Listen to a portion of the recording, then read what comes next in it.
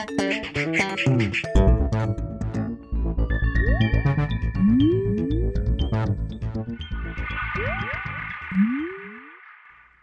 everyone and welcome to The Vortex, where lies and falsehoods are trapped and exposed. I'm Michael Voris.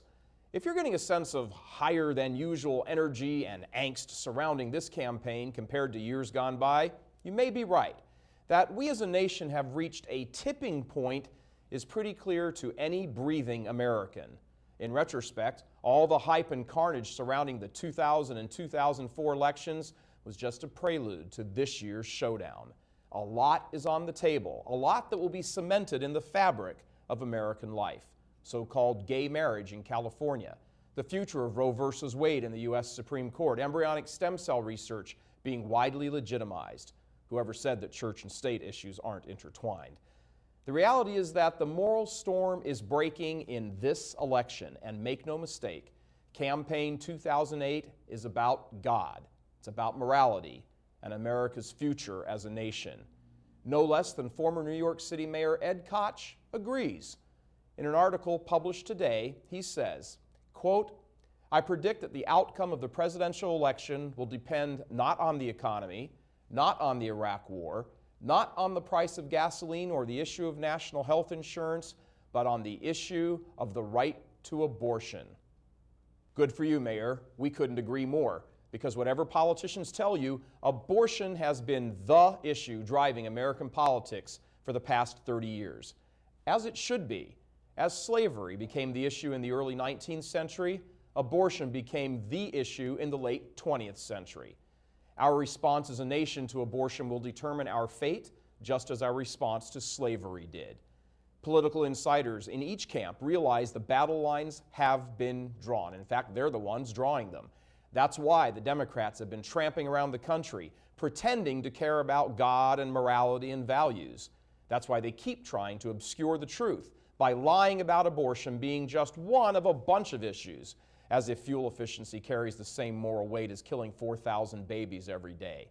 It's also why they're running radio ads about McCain and abortion. It's why Obama refuses to give Americans a straight answer of when human life begins. You know, it's above his pay grade, he keeps saying. It's why Nancy Pelosi keeps blathering on with all the crazy talk about the Catholic Church having no clear teaching on abortion. It's not a case of she doesn't know the facts. She just doesn't want you to know the facts, and her media allies are willingly complying. Is there a person in America who still doesn't know that what's in the womb is a human baby? Of course not.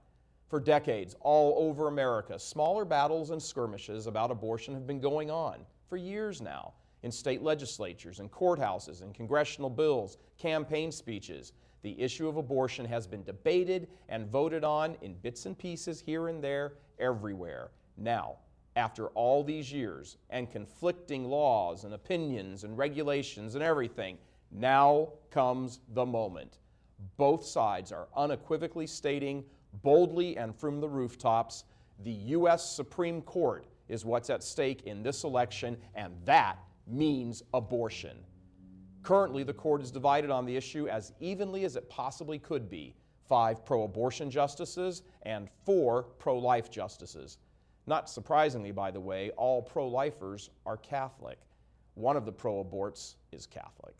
But even he, Justice Kennedy, could not bring himself to support partial birth abortion, a monstrous act supported wholeheartedly by Democratic presidential nominee Barack Obama.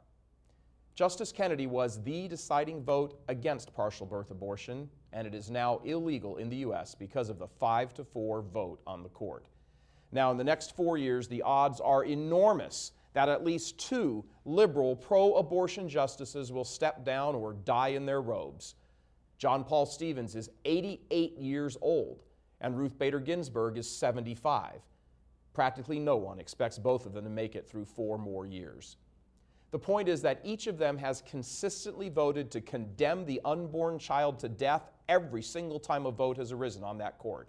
And now their days are numbered.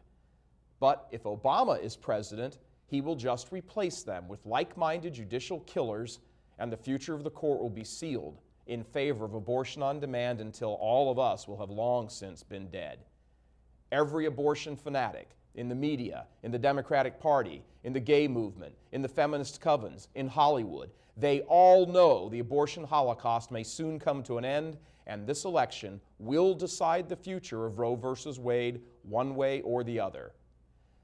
But God also knows this. And I wonder, with the issue reaching such a fever pitch, and this with still 2 months to go, I wonder if God is allowing America to come to the precipice and decide whether or not to jump. You know, each of us must make an individual choice about the morality of abortion, and that choice will be made this November, collectively and individually, because by then it will have been discussed about 1 billion times. This is not the first time God will have laid it out for people. God demands an all or nothing choice from people, and we should be thankful for that, however hard it might be. He is an all-loving God, after all, not a partially loving God.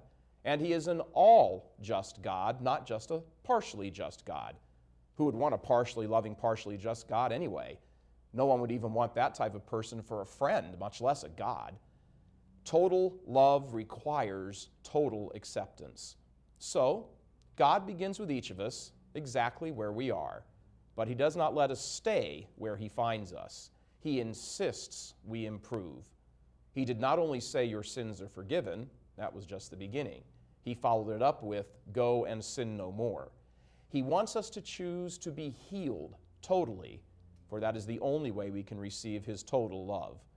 But in the end, as anyone who has ever dealt with addicts has come to realize, it always comes down to a choice by the individual, whether they want to be healed or perish.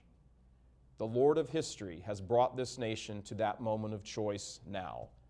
On one side we have life, on the other side we have death, and we must choose life. Choose life or death. Does this sound familiar? In Deuteronomy, God tells the Hebrew people, I have set before you life and death. Choose life, therefore, that you may live. Choose death and perish. If abortion is this moment, how fitting that the pro-abortion side has been prophets without even realizing it for all these years by naming their whole cause freedom of choice. Indeed, the time for choice has arrived, but not the way they think it has. I'm Michael Voris.